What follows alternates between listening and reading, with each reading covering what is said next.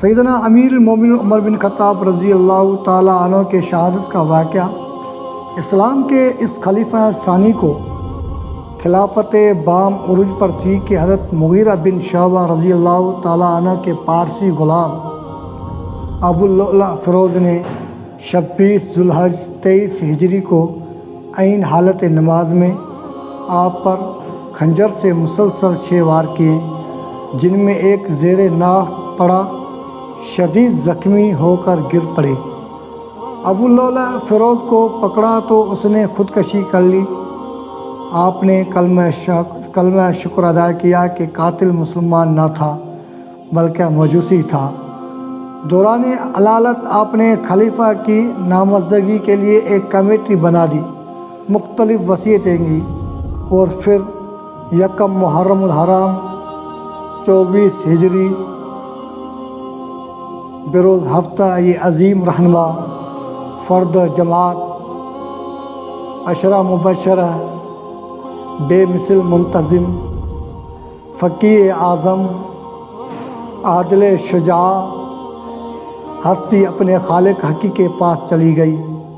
اس شان عظیم پر حضرت علی رضی اللہ تعالیٰ عنہ نے فرمایا، اللہ کی قسم اس وقت پوری دنیا میں ایک شخص بھی ایسا نہیں جس کے اعمال میرے لیے اس زیر کفن شخصیت کے اعمال کے مقابلے میں قابل رشک ہوں۔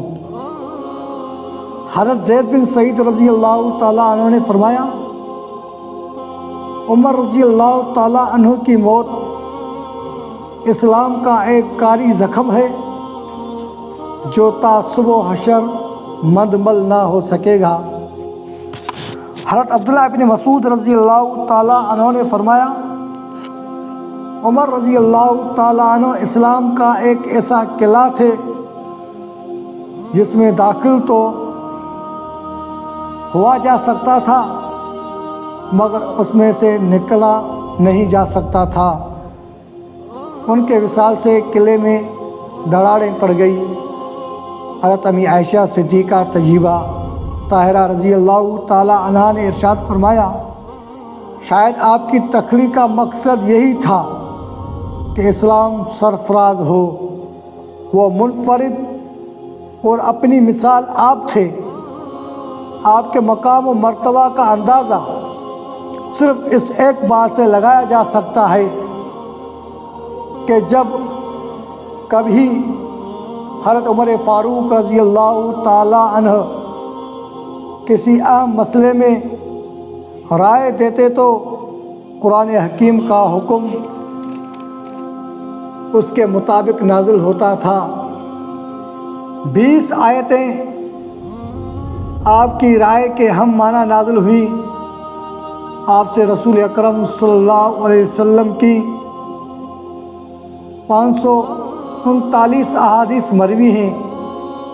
مختلف اوقات میں 6 شادیاں کی، جن میں سے متعدد اولادیں ہوئیں۔ بے وقت شہادت عمر مبارک 63 سال تھی۔ نماز جنازہ حضرت صہیب رومی رضی اللہ تعالیٰ عنہ نے پڑھائی۔ حضرت عائشہ صدیقہ طیبہ طاہرہ رضی اللہ تعالیٰ عنہ ارشاد فرمایا تھی کہ میں نے خواب دیکھا کہ میرے گھر میں 3 چاند اترے ہیں۔ انہوں نے اپنا خواب اپنے والد محترم حضرت ابوبکر صدیق رضی اللہ تعالیٰ عنہ سے بیان کیا تو آپ نے تعبیر فرمائی کہ تمہارے گھر میں دنیا کے 3 بہترین افراد دفن ہوں گے۔ چنانچہ جب رسول اکرم صلی اللہ علیہ وآلہ وبارک کا وصال ہوا تو حضرت صدیق اکبر رضی اللہ تعالیٰ عنہ نے ارشاد فرمایا کہ عائشہ رضی اللہ تعالیٰ عنہا، یہ تمہارے 3 چاندوں میں سے بہترین چاند ہے۔ جب حضرت ابوبکر صدیق رضی اللہ تعالیٰ عنہ کا وصال ہوا تو انہیں حضور اکرم صلی اللہ علیہ وسلم کے پہلو میں دفن کر دیا گیا۔ یہ دوسرا چاند تھا جو آپ کے گھر مبارک میں دفن ہوا۔ اب آپ کو انتظار تھا کہ تیسرا چاند کون ہے؟ وقت گزرتا رہا، جب حضرت عمر فاروق رضی اللہ تعالیٰ عنہ کی شہادت ہوئی تو جنازہ لے کر چلے اور حضور اکرم صلی اللہ علیہ وسلم کے پہلو میں دفن کر دیا گیا۔ یہ دوسرا چاند تھا جو آپ کے گھر مبارک میں دفن ہوا۔ اب آپ کو انتظار تھا کہ تیسرا چاند کون ہے۔ وقت گزرتا رہا، جب حضرت عمر فاروق رضی اللہ تعالیٰ عنہ کی شہادت ہوئی تو جنازہ لے کر چلے اور حضرت عائشہ صدیقہ طیبہ طاہرہ رضی اللہ تعالیٰ عنہ سے جا کر عرض کیا اور دفن کی اجازت مرحمت فرمانے کو کہا۔